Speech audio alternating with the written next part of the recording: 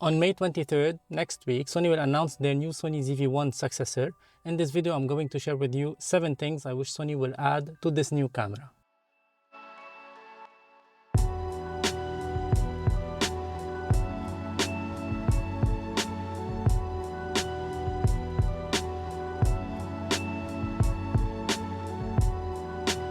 Hello everyone and welcome back to another video on my channel. I'm Photorabs. I do videos about photography, filmmaking, camera tech related reviews, action cams, vlogging kits.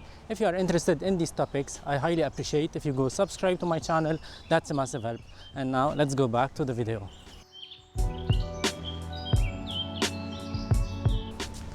Sony ZV-1 made me love the Sony ecosystem since I shoot mainly with Fujifilm and Nikon. Since day one I loved the Sony ZV-1 that I had, but few months later I changed it to the Sony ZV-E10, bigger sensor, compact body, interchangeable lens system and bigger battery. Few months later, Sony released the Sony ZV-1F. It was a big fail for me. I'll put the link in the description below of the video that I made about that camera and why I prefer having the Sony ZV-1 over the new release at that time, the Sony ZV-1F.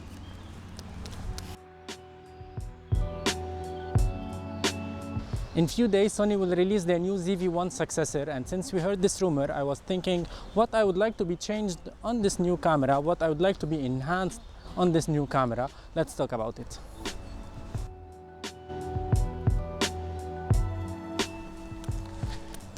Number one, I would like to have a fully functional touchscreen with a brighter LCD as well as a higher resolution LCD screen on the new ZV-1 Mark II.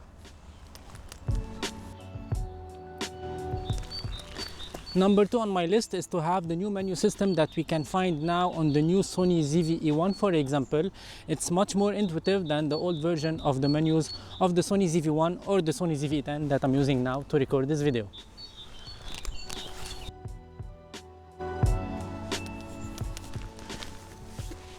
I would like to be able to shoot in 4K 60 frames per second and 120 frames per second for super slow motion in 2K in S&Q mode without overheating, because now action cameras can achieve this easily, so why not Sony?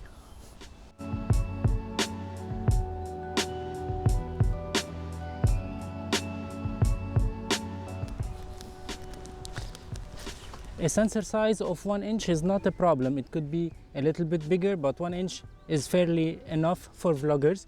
But IBIS is a must for vloggers in 2023.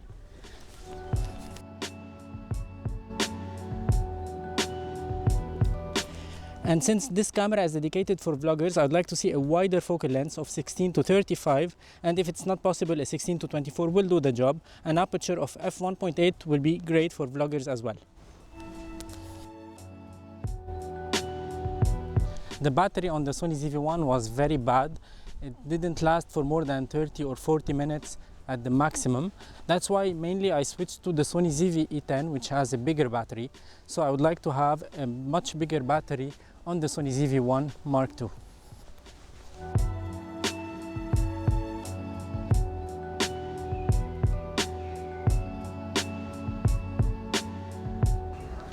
A better position of the battery door as well as the 1/4 inch thread on the bottom of the camera is much needed on the new Sony ZV-1 Mark II.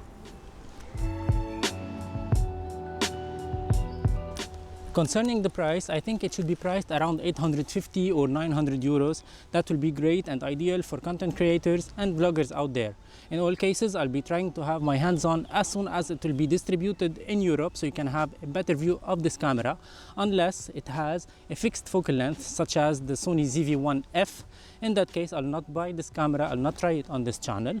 So if you're interested, I highly appreciate if you go subscribe to my channel, you ring the bell so you can receive all the notifications about my future posts.